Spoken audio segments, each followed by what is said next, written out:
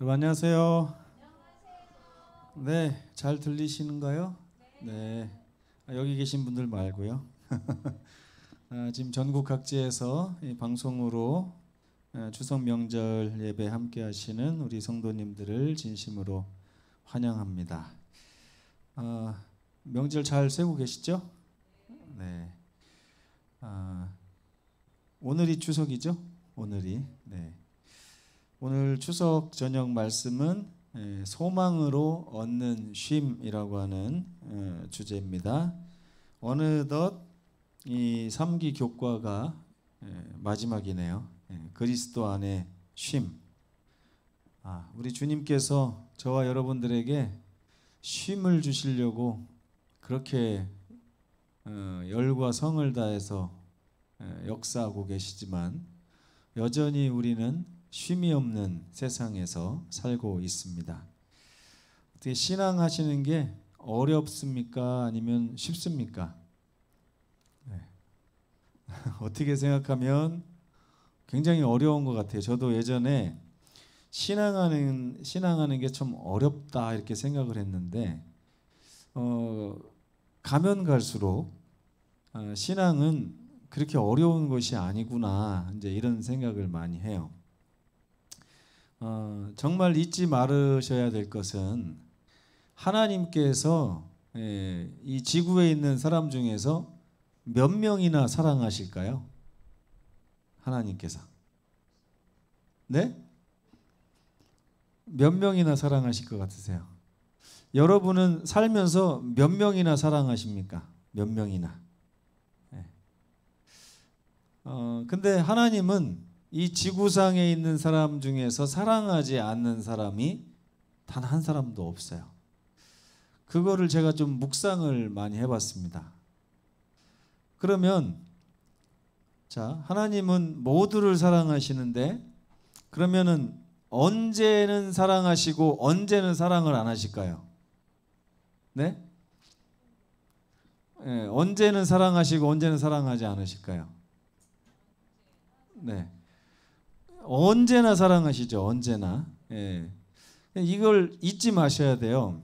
그러니까 우리가 이 세상을 사는 데 있어서 오늘 이제 소망으로 얻는 쉼에 대해서 배우셔야 되는데 이 13과를 배우면서도 여전히 우리 얼굴에 우리 삶에 쉼의 흔적들이 너무 좀 희미한 것 같아서 오늘 저녁에는 좀 특단의 조치를 좀 취해야 되겠다 생각이 들었어요. 하나님은 이 지구상에 있는 모든 사람을 사랑하시고 언제든지 사랑을 하십니다. 그럼 지금은 어때요? 지금. 지금 여러분은 하나님의 사랑을 받고 계십니까? 네. 그러면 여러분이 지금 하나님의 사랑을 받고 계시면 지금 주님이 오시면 하늘에 갈 수 있어요? 없어요? 네? 이걸 자꾸 생각을 해보셔야 돼요. 아주 자주. 제가 늘 이제 예전에는 이걸 스스로 물어볼 때마다 나는 부족해. 부족하다는 생각이 많이 들었어요. 그래서 제가 이제 주변을 둘러보기 시작했어요. 그러면은 안 부족한 사람은 누가 있지? 하고서 이제 둘러보는 거예요. 김복순 집사님, 나랑 좀 비슷한 것 같은데. 염 집사님도 나랑 좀 비슷한 것 같고, 김학심 집사님은 나보다 좀 못한 것 같고, 막 이러면서 이제 쭉 생각을 해본단 말이에요. 그러고 보면, 갈 사람이 아무도 없네? 이렇게 생각할 때가 있잖아요. 그런데 그럴 때마다 다시 성경을 보는 거예요. 하나님, 누가 구원을 얻을 수 있습니까? 하나님께서 내가 사랑하는 모든 사람이 나의 십자가 안에서 이미 구원에 필요한 모든 조건들이 다 충족됐다. 그러니까 이제 내 손을 붙잡고 오기만 하면 누구나 하늘에 들어갈 수 있다. 이런 아주 간단한 신앙을 우리가 좀 해야 되지 않을까 싶습니다. 근데 문제는 열매. 내 삶에 열매가 있는가 없는가. 여러분 열매가 없는 이유가 뭘까요? 내 삶에 열매가 없는 이유. 예? 나는 교회 와서 정시에 안 오고 늘 지각을 해요. 그러면 열매가 없는 거죠. 그죠? 헌금을 낼 때 어느 날 11금이 좀 두둠하면은 이렇게 덜덜덜 떨려요. 그러면 이거 좀 지금 열매가 부족한 거죠. 그죠? 교회 왔는데 왜 그렇게 마음에 안 드는 사람이 많고 미운 사람이 많아요? 그럼 내가 좀 부족한 거죠? 이렇게 덜덜덜덜. 예. 자꾸 그렇게 부족한 걸 따지다 보면 이게요, 그 열매가 없는 이유가 있어요. 열매가 없는 이유. 우리가 열매가 없는 이유 뭐라고 생각하는지 아십니까? 내가 부족해서 그렇다는 거예요. 내가 부족해서. 예? 김복순 집사님의 마음에 사탄이 너 왜 이렇게 열매가 없니? 이렇게 물어보면 김복순 집사님이 스스로 어떻게 생각한다고요? 아유, 나는 왜 열매가 없을까? 나는 왜 이렇게 신앙이 안 될까? 이런 식으로 생각을 한단 말이에요. 그러면 그 생각 속에서는 나아질 수가 없어요. 사람이 열매가 좋아질 수도 없고 신앙이 좋아질 수가 없어요. 그러면 신앙이 언제 좋아지느냐? 언제 열매가 생기느냐? 하나님께서 나를 사랑하시고 나의 구원을 이미 베풀어 주심으로 나는 하늘 백성이라고 하는 생각이 마음에 확신이 탁 드는 순간부터, 그때부터는 열매를 향해서 나아갑니다. 야, 어떻게 나 같은 사람이 하늘 백성이 됐지? 예. 여러분, 이 손바닥에다가 이렇게 하늘나라 티켓을 이렇게 문신을 해갖고 다녀보세요. 한번 이렇게 문신하지 말라고 했지만, 예. 제가 예전에도 한번 설교한 적이 있어요. 하늘나라 티켓을 인쇄해가지고 한 장씩 이렇게 나눠주면서 요거 잊어먹지만 않으면, 예, 요거 잊어먹지만 않으면 하늘나라 반드시 갑니다. 그러면 여러분 쉬울 것 같아요? 어려울 것 같아요? 굉장히 쉬워요. 지갑에다 꼭 넣고 다니면 되고, 여러분 핸드폰 안 잊어버리는 거 보니까 잊어버리는 사람이 100명 중에 한두 명도 안 된대요. 핸드폰. 핸드폰 가지고 다니는 거 보니까 하늘나라 티켓도 안 잊어버릴 가능성이 많더라고요. 그러면 만약에 티켓을 제가 이렇게 나눠드렸단 말이에요. 나눠드리면 사람들이 물어봐요. 당신 하늘나라 갈 수 있습니까? 그러면은 내가 어떻게 가지? 이렇게 생각하겠어요? 아니면 주머니를 막 뒤지겠어요? 내 티켓 어디 갔지? 나 있었는데? 예. 딱 꺼내보고서 나 요거 있으면 나는 이거 있으면 가는 거야. 이게 성경에 말하는 복음이죠. 그런데 우리가 자꾸만 당신 구원 받았습니까? 그렇게 했을 때 자꾸 내가 자격이 되나 안 되나 이렇게 따지면 티켓이 안 나와요. 거기서 안 나오기 때문에 우리 삶이 열매가 있는 쪽으로 가진 않습니다. 근데 티켓을 딱 손에 쥐고 이렇게, 여기도 제가 지금 비행기 티켓이 이렇게 있는데요, 이 티켓을 딱 볼 때마다 아침 저녁으로, 아침에 일하러 갈 때 딱 한번 보고, 야, 나 오늘 죽어도 이것만 있으면 가네. 내가 죽으면은 우리 아들한테 이거 내 그 삼배 옷 속에다 넣어달라고 그래야겠다. 이제 이렇게 하면 되잖아요, 그죠? 저녁 때 와가지고 또 어떻게 다 꺼내보고, 야, 이름 누가 썼는지 잘 썼다 이러면서 이제 내 이름을 적힌 거. 하루에도 한두 번씩 이걸 꺼내서 보면 여러분 삶이 달라질까요? 안 달라질까요? 달라져요. 진짜 달라져요. 아이들이요, 우리 다나 예전에 보니까 학교 간다고 가방을 이모가 사줬는데 초등학교 들어가기 전에 그 가방을 보면서 이미 학교 다니고 있더라고요. 가방을 보면서 하루에도 몇 번씩 자꾸를 열었다 닫았다 열었다 닫았다 이렇게 매봤다 앞으로 맸다가 이미 초등학생이에요. 이미 초등학생. 하나님께서 우리에게 가방을 이렇게 미리 사주는 이유가 그겁니다. 그죠? 여러분, 제가 이렇게 티켓을 굳이 만들어드리지 않아도 하나님께서는 저 십자가를 보면서 뭘 생각하라고 했어요? 저게 우리 하늘나라 티켓이라고 해요. 저게. 십자가 볼 때마다 어떤 생각을 해야 돼요? 야, 나는 하늘나라 가는 사람이 하늘나라. 왜? 우리가 잘해서 가는 거 아닙니다. 우리가 잘해서 가는 거 아니에요. 누가 잘해서 가는 거예요? 예수님이 잘해서 가는 거예요. 예수님이. 이렇게 쉬운 게 어디 있습니까? 근데 우리는 거기서부터 실패를 하는 거예요. 내가 잘했나 못했나를 따지다 보니까 그걸 따지는 사람은 일단은 기쁨이 없어요. 확신도 없고. 그러다 보니까 만사가 나아지지가 않는 것입니다. 나아지지가. 조금만 어려운 일 생기면 확 꺼졌다가 예?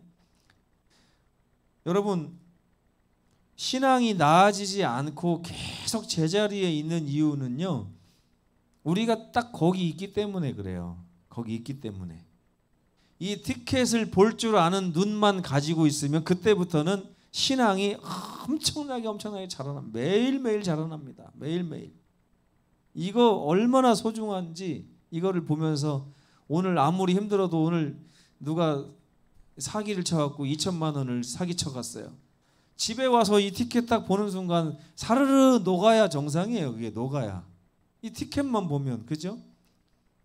근데 이 하늘나라 티켓이라고 하면 여러분들이 잘 모릅니다. 근데 만약에 로또 500억짜리 한번 맞았다고 생각해 보세요. 네, 로또 500억짜리. 근데 사실 하나님이 좀 이 비유를 싫어하실 것 같아요. 아유 내가 주는 구원을 500억에 비교하고 있냐 그러면서 하나님이 싫어하실 것 같은데 우리는 500억에 비교를 해야 여러분들이 감이 좀 잡힐 것 같아요. 도대체 하나님이 우리에게 주신 선물이 얼마나 크고 좋은 건데 우리는 그걸 너무 모르는 것 같아요. 제가 오늘도 이렇게 비행기를 타고 오면서 티켓을 쫙 보면서 읽어보면서 이 표가 뭐라고 비행기를 다 태워주냐 막 이런 생각이 들더라고요. 그러면서 오늘 저녁 말씀을 좀 생각하면서 우리는 예수께서 준비해 주신 티켓. 제가 단호하고 단호하게 이렇게 봤어요. 이놈들 표 끊을 줄도 모를 텐데 내가 없으면 그렇죠? 근데 아빠 따라와가지고 아빠가 딱 표 준비한 거 끊어가지고 하나씩 주니까 이게 지자리라 이거예요. 그러면서 나는 창가짜리 나는 아내짜리 그러면서 자기 자리라는 거예요. 하늘나라 티켓도 똑같은 거 아닙니까? 우리 예수님 손 붙잡고 가서 예수님이 티켓 딱 끊어지면은 그거 들고서 평생 살다가 주님 오시는 그날 이 티켓 가지고 하늘나라 가는 게 신앙인데 이게 뭐가 어렵냐 이거예요, 여러분. 좀 쉬워지셨어요? 이거 날마다 한번 해보시기 바랍니다. 그래서 우리가 쉼은요, 몸이 쉬거나 정신이 쉬거나 뭐 돈이 많아서 쉬거나 이런 게 쉬는 게 아니에요. 주님께서 주신 요게 없는 사람들은 절대 쉼이 없습니다. 예? 김희순 집사님이 지금 달리기를 할 수가 있어요? 계단을 뛰어서 올라올 수가 있습니까? 없잖아요. 기뻐할 일이 뭐가 있어요? 기뻐할 일이. 돈을 많이 벌면 어떻게 앞으로 100년 사실 겁니까? 아니잖아요. 이 티켓 하나 가지고 살 때 우리가 내 삶이 어떤 모습으로 꼴지어진다 할지라도 문장로님 보니 손등을 또 다치셨네 보니까. 장로님 인생이 저래요. 늘 공사판에 가서 이렇게 뚝딱뚝딱 하다가 망치 떨어지면 한 대 맞고 또 피나고 머리 깨지고 넘어져서 뭐 다리 깨지고 이렇게 하면서 이제까지 살아오셨어요. 뭐가 있어요? 뭐가 있어요? 그렇게 해서 돈 벌으면 뭐가 좋습니까? 다 세상은 먹고 사는 걸로 끝이죠. 그런데 문장로님 주머니 요거 한 개 딱 있으면 삶이 달라지는 거예요. 삶이 달라지잖아요. 다른 사람 주머니 없는 게 우리 주머니에 있다면 이게 얼마나 좋은 겁니까? 우리 그리스도인들의 삶이 이래야 돼요. 근데 안타까운 게 추석 왔다고 추석에 얼마나 많은 분들이 하나님에 대한 생각을 잃어버리고 있을까 이런 생각이 잠깐 들더라고요. 너무 재밌잖아요, 추석이. 자, 고린도전서 2장 9절을 한번 읽어보겠습니다. 시작. 기록된 바 하나님이 자기를 사랑하는 자들을 위하여 예비하신 모든 것은 눈으로 보지 못하고 귀로 듣지 못하고 사람의 마음으로 생각하지도 못하였다 함과 같으니라. 이 정도다. 사도 바울이 얘기합니다. 이 정도다. 그러면서 침례 요한 이야기를 합니다. 침례 요한 반모섬에 갇혔어요. 예수께서 승천하신 후에 한 60년 동안 복음을 전하다가 잡혀가지고 반모라고 하는 섬에 덩그러니 갇혀 있어서 가만히 자기 신세를 보니까 예수님 금방 오실 줄 알았는데 안 오세요. 자기와 함께 예수님 따라갔던 그 많은 제자들 다 죽었어요. 자기만 남고 그 다음에 그 자리에 있던 대부분의 사람들이 예수님을 전하다가 초대교회 그 다락방에 있던 사람들 다 많이 순교를 했습니다. 태어난 지 얼마 되지 않은 그 어린 초대교회는 세대 교체를 겪고 있고, 외부로부터는 예수님 믿는다고 박해가 막 오고, 내부에서는 수상한 말도 안 되는 걸 가르치는 무리들이 막 나타나기 시작합니다. 요한은 얼마나 외로웠을까요? 얼마나 고단했을까요? 한평생 수고한 걸 뒤돌아봤을 때 무슨 보람이 있었을까요? 마음의 평화가 있었을까요? 요한이 그 편지한 거, 7교회 편지 한번 보세요. 그 얼마나 절절한 마음이 각 교회에 있는, 니네 왜 그렇게 하고 있냐 이러면서. 근데 요한은 늘 예수님의 그 마지막 말씀을 떠올리면서 살았던 것 같아요. 볼지어다 내가 세상 끝날까지 너희와 항상 함께 있으리라. 요한은 이걸 가지고 늘 되뇌었을까요? 예수님께서 나와 함께 하신다고 했는데 지금 정말 그렇게 함께 하실까? 이렇게 생각했을 거 아닙니까? 여러분, 성경에 나오는 모든 약속이 우리 겁니다. 요한에게만 그렇게 말씀하신 게 아니라 지금을 살아가는 우리들에게도 우리 하나님께서는 여전히 우리와 함께 하시겠다고 약속을 하십니다. 그렇게 밤모섬에 갇혀 있는 요한 곁에 예수께서는 머물러 계셨을까요? 안 계셨을까요? 예, 계셨어요. 어느 날 요한이 환상을 보는데 예수님이 나타나서 7교회 가운데 7촛대 사이를 거닐면서 이제까지 그 얼마나 교회를 위해서 함께 수고하시며 함께 돌보셨던가 하는 것을 한 번에 요한에게 보게 해주신 거예요. 요한이 그걸 보면서 감동을 받았어요. 우리 주님이 지금 60년 동안 우리와 늘 함께 계셨구나. 그걸로 인해서 요한이 위로를 받았고요. 그 다음에 그 환상을 통해서 예수님께서는 지구의 앞으로의 미래에 대해서 7교회를 통해서 쫙 환상을 보여주시면서 앞으로 어떻게 교회가 어떤 과정을 거쳐서 어떤 핍박을 당하면서 승리하게 될 것인가를 보여주셨습니다. 미래에 밀어닥칠 시련과 그 모든 고난이 어떻게 끝날지도 다 보여주셨어요. 그러면서 요한의 눈을 어디로 끌고 가냐면 계시록 22장의 새 하늘과 새 땅으로 끌고 가는 것입니다. 이런 과정을 거쳐서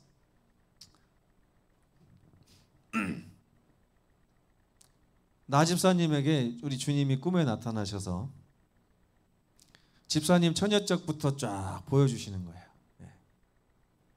몇 살에 공영선이라는 총각을 만나서 결혼하게 하시고, 또 자녀를 낳고 이사를 가다가 신장호 목사님을 만나서 어떻게 교회를 다니게 했고, 그러다가 어떻게 살다가 나중에 공자노니 먼저 돌아가셔서 엄청 마음이 아팠는데 그걸 또 이겨내고서 주님 손을 꼭 붙잡고서 남은 여생을 살다가 어떻게 기도를 하면서 자녀들을 구원하다가 나중에 어디까지 하나님이 그 꿈에 어디까지 보여주시는 거예요?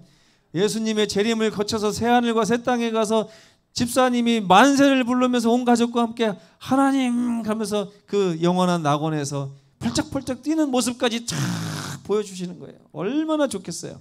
그렇죠? 요한이 밤모섬에 있을 때 우리 주님께서 요한의 일생을 다 보여주셨을 뿐만 아니라 첫 번째 교회부터 마지막 교회까지 다 보여주시고 마지막에 영광스럽게 재림하시는 모습과 새하늘과 새 땅에 가서 모든 눈물을 그 눈에서 다 닦아주시는 모습까지 다 보여주셨습니다. 요한은 이제 외롭지 않아요. 요한이 그 묵시를 보고서 쉼을 얻었을까요? 쉼을 얻었어요. 요한에게만 이걸 보여주신 이유가 뭘까요? 요한에게만 특별하니까? 아니에요. 세상에 살고 있는 모든 사람의 삶이 다 이와 같기 때문에 그렇습니다. 누구든지 요한처럼 주님의 함께 하심을 믿고 임마누엘이신 주님을 느끼며 주님 손 붙잡고 견디면 끝까지 견디는 자의 삶이 어떻게 될 거라는 것을 요한을 통해서 우리 주님이 보여주신 것입니다. 이 세상은 지금 카운트다운에 들어갔어요. 예수님의 재림은 실제로 일어날 일입니다. 얼마 안 남았습니다. 예수께서 그 요한을 통해서 이걸 보여주신 이유는 모든 것이, 주변의 모든 것이 무너져 내릴 때조차도 우리가 당신의 사랑을 확신하고 평안을 누리기를 원하는 마음으로 이걸 보여주신 것입니다. 요한계시록을 통해서 뭐 첫째 교회가 어떻고 첫째 나팔이 어떻고 첫 번째 인이 어떻고, 이거는 좀 나중에 좀 배우셔도 돼요. 요한에게 나타나셔서 요한의 시선을 이 세상의 어려운 삶으로부터 쭉 이끌어 가셔서 세상 끝까지 가셔서 결국에는 저 하늘에 가서 모든 눈물을 씻어주시는 장면까지 이끌고 가시는 예수님의 그 사랑을 먼저 발견해야 되는 것입니다. 요한이 느끼는 평안을 저와 여러분이 느낄 수 있도록 우리 주님께서 이렇게 배려하신 것입니다. 마태복음 24장 13절에 예수께서는 다른 얘기를 좀 하시면서 강조하신 말씀이 있어요. 그러나 끝까지 견디는 자는 반드시 구원을 얻을 것이다. 견딘다는 게 뭐예요? 이게 믿음입니다. 왜? 우리 삶에서 견디지 못할 일이 얼마나 많은지 몰라요. 하나님이 안 계신 것 같고, 하나님이 날 사랑하지 않는 것 같고, 내가 구원을 못 받을 것 같고, 별의별 얘기들. 그리고 갑자기 내 삶에서 교통사고가 난다든지, 뭐 사기를 맞는다든지, 폭삭 망한다든지, 별의별 인생을 다 겪을지라도 끝까지 주님을 믿고 견디는 자는 반드시 구원을 얻게 될 것이라고 예수님께서는 강조하셨습니다. 왜? 예수님은 그렇게 하실 자신이 있으시거든요. 여러분, 예수님을 그렇게 의지하시면 좋겠습니다. 전 세계적인 노아 홍수 가운데서 그 사건을 위해서 준비된 사람은 불과 8명이었어요. 우리 8명보다 많지 않습니까? 예. 하나님께서는 그러면 이 마지막 시대에 그러면 우리가 어떻게 견디기를 원하시는가? 하나님께서 우리에게 이 마지막 시대의 청사진들을 모두 다 공개하셨어요. 우리의 의지와 상관없이 하나님은 반드시 이루십니까? 반드시 이루십니다. 반드시. 어떤 분들은 아니 뭐 내가 안 해도 굳이 하나님은 다 하실 텐데 굳이 뭐 내가 할 필요가 있을까? 어떻게 생각하세요, 여러분? 내가 안 해도, 여러분 교회 옮기실 때 어떻게 하셨나요? 내가 안 해도 뭐 건축위원들이 알아서 다 하겠지 하고서 맡기셨나요? 아니면 여러분들도 계속 거기에 동참을 하셨나요? 그게 똑같은 거예요. 우리가 억지로 하는 게 아니라 같은 곳을 바라보면서 같은 마음과 같은 즐거움을 가지고 그 일에 동참하는 것입니다. 이게 바로 전진하라고 하는 명령이에요. 그리스도인들은 마지막 사건을 대하는 자세가 세상 사람들과 달라야 됩니다. 세상 사람들은 우리 교회를 옮기나 마나 별 관심이 없어요. 그러나 우리 모든 교인들은 건축위원들만 보고 있었던 게 아니라 모두가 날마다 와서 교회가 얼마나 지어졌는지, 내가 거들 일은 없는지 계속 봤잖아요. 마찬가지로 예수님의 재림을 대하는 우리들의 자세도 그래야 됩니다. 귤 따다가도 재림이 지금 어느 정도 진행됐는가 와서 봐야 돼요. 공사장에 가서 공사를 하다가도 아이고 퇴근하면서 우리 지금 재림이 어디까지 왔는가 이렇게 봐야 돼요. 그게 우리가 교회를 지었던 방법이었습니다. 그죠? 우리가 요즘에 삶을 살면서도 그 삶을 살아요. 열쇠를 따다가도 집에 가면서도 우리가 지금 어디까지 와 있나, 우리 주님은 어디까지 오셨나, 날마다의 주제가 이것이 돼야 돼요. 이게 우리의 삶의 주제가 되고 이것이 삶의 우리의 기쁨이 되는 것입니다. 하나님께서는 그분의 시간에 맞추어 같이 전진하자고 우리를 초청하고 계십니다. 계시록 14장의 세 천사의 기별은 이 시대를 살아가는 우리의 삶의 목적이 무엇인지를 가르쳐줘요. 우리는 귤 따려고 세상 사는 사람들은 아닙니다. 우리는 그의 심판하실 시간이 이르렀으니 하늘과 땅과 바다와 물들의 근원을 만드신 이를 경배하라 하더라는 이 말씀을 세상에 전하기 위해서 살고 있는 사람들입니다. 그러면서 귤도 따는 거예요. 귤 따면서도 생각이 어디 가 있어야 돼요? 기별을 언제 전할까? 그렇죠? 무너졌도다 무너졌도다 큰 성 바벨로니아를 늘 마음에 새기고 다녀야 됩니다. 왜? 이 무너질 세상에서 왜 우리가 거기다 자꾸만 주식을 사냐 이거예요. 거기에. 거기 가서 일을 한다 할지라도 돌아오는 시간에는 여긴 어차피 다 무너진 곳이고 나는 저 하늘에다가 내 거를 갖다 쌓아야지. 그러면서 많은 사람들에게 그 무너졌음을 알려줘야 돼요. 그러면서 또 늘 우리가 생각할 때 뭐라고 합니까? 하나님을 섬길 것인가 사탄이 가리키는 방향으로 갈 것인가. 늘 우리의 생각이 나는 오늘 어디 방향에 서서 어떻게 걸어갈 것인가를 주목하고 살아야 되는 거예요. 왜 우리의 시선이 늘 다른 쪽에 가 있습니까? 이것은 미루는 것이고 주님이 바라보는 곳에 내가 같이 있지 않다는 거예요. 교회는 지금 건축위원들한테 맡겨놓고 나는 가서 돈 벌러 가겠다, 나는 직장에 가겠다는 것도 똑같은 것입니다. 그러면 주님의 기쁨에 같이 동참할 수가 없는 것이죠. 우리는 그래서 사람들을 도와야 됩니다. 우리 주님께서 우리를 도우신 것처럼 우리도 사람들을 도와야 돼요. 오늘을 살아가는 우리네 삶은 어찌 보면 밤모섬에 갇힌 요한의 삶보다 더 척박할 수 있습니다.